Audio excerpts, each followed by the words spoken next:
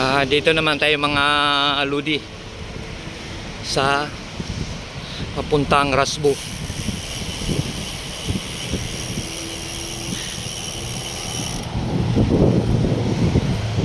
Chill lang ang ride natin. 20, 21, 23, 22 is hindi masyadong mabilis, tama lang. Ito na yung bibira lang kasi kung mapunta dito, doon ako lagi sa kabila. Pero ito, pumunta ko dito tapos sabay diretso ko doon sa kabila. Doon dito banda, ito yung sa amin. Ito yung mga daanan, tambayan ng mga Pinoy dito sa Rasbo. Tawag na dito Bacala. Ito yung way na to. Yun sa kabila dyan, yun yung highway. Ang gandahan lang dito, mayroon talaga siyang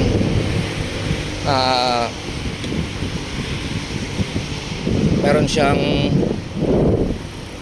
bike lane. Ang gandahan lang dito. Ito yung paggabi, ito yung makikita nyo, kulay pink, mga poste ng ilaw.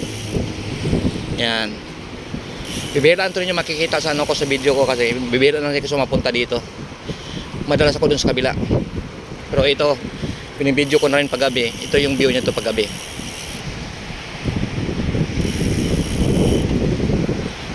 Medyo malayo-layo yan siya, pero okay lang, sulit naman. Ako lang mag-isa ngayon nag-ride dahil kasama ko may mga pasok. Yung iba naman hindi mahilig sa bike, gusto nila nakahiga, tayo kain, cellphone, higa tayo kain, cellphone. Yun rin yung nila, yung hobby nila. Hobby ko, hindi talaga ako mapakali pag okay yung kondisyon ng katawan ko. Malabas talaga ako at nagbabike talaga ako. Mag-isa man ako may kasama, basta nagbabike ako. Yun yung hobby ko sa sa buhay. So ngayon pinakita ko sa inyo ang daanan ko. Itong daanan na to ay papunta talaga to ng 974 Rasbo. Yung kabilang gilid niyan dyan, malapit to sa airport, Hamad International Airport. Ang pangganda lang kasi dito, maganda dito yung daanan ng mga bisikleta. Ginagawan talaga ng gobyerno ng Qatar ng bike lane. Kung pwede mong libutin buong Qatar, gamitin mong bike, may mga bike lane. Yan, yun ang kagandahan dito. Gusto mong mag-bike, chill ride lang, gamitin mo yung bike mo, ikutin mo buong Qatar. Kasi lahat ng mga kalsada dito, lahat ng lugar dito sa bandang Qatar ay may mga bike lane na. Yeah, ito yung binansagan na longest bike lane in the world ay ang Qatar. Ayun yun. So ito na yung makikita yung mga poste, mga idol. Ayan, pink. Sa madaling salita, babae. Pag babae kasi madalas ang gusto ng kulay pink. Yun. Mahirap lang pag ang lalaki ang madalas sa kulay niya, ang pinakapaborito ko niya pink. Mukhang may ibig sabihin doon.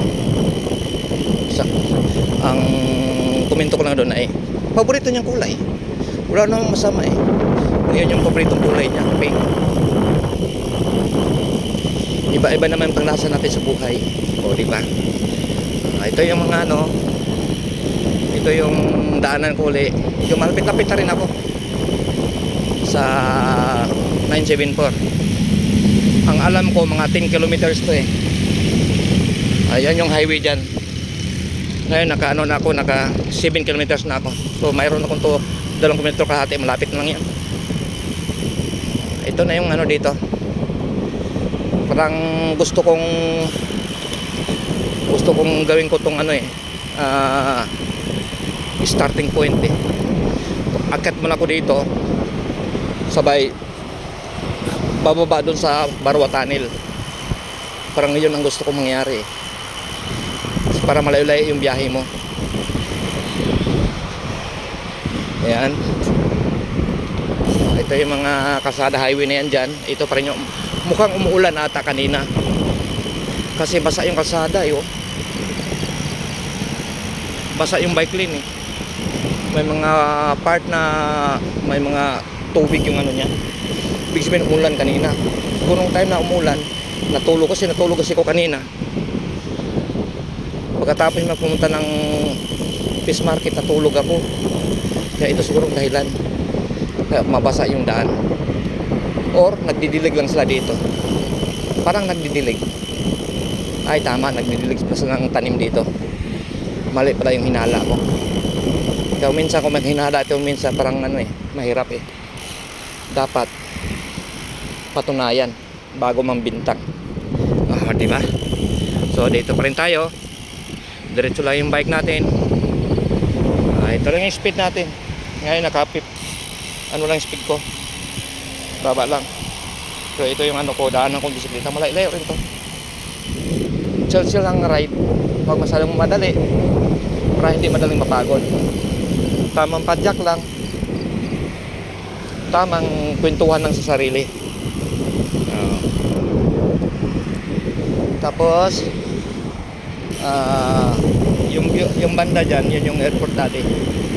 Dito sa kabila, yun yung ano na yan dyan, Hamad International Airport yan dyan. Yun sa kabila.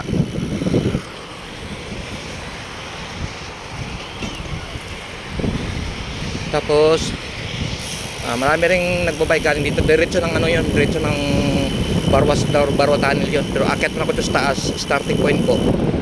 Kasi sa akin, napagitnaan taga ko, yun yung doon iniwan ko yung sakyan. Ito yung ano pa rin, daanan pa rin yan. Sa gabi kasi magandang view ito pag gabi. Parang ito yung daan papuntang ano eh. Papuntang destinasyon. Yung papuntang destinasyon. Di ba? Ayun. Ay, maraming punong kahoy dito. Ang akala mo ang Middle East, sabi na marami lang kahoy. Marami, ano. Kaso lang lumalaking kahoy na dito kasi inalagaan kasi ito. Araw-araw dinidiligan. Kaya kailangan dapat talaga didiligan para maging blooming. Yung mga walang dilig, namumutla yun. Di ba? Diretso lang tayo. Malapit na rin to sa ano, sa 974. Magpahinga muna ako saglit, sabay baba na ko doon. Kasi gagawa ko ng komento doon sa West Philippine Sea, kung saan mayroong mga pangyayari doon sa West Philippine Sea. Kailangan natin magkomento tayo doon. Mayroon kong gusto i-komento na bibitaw ang salita nila na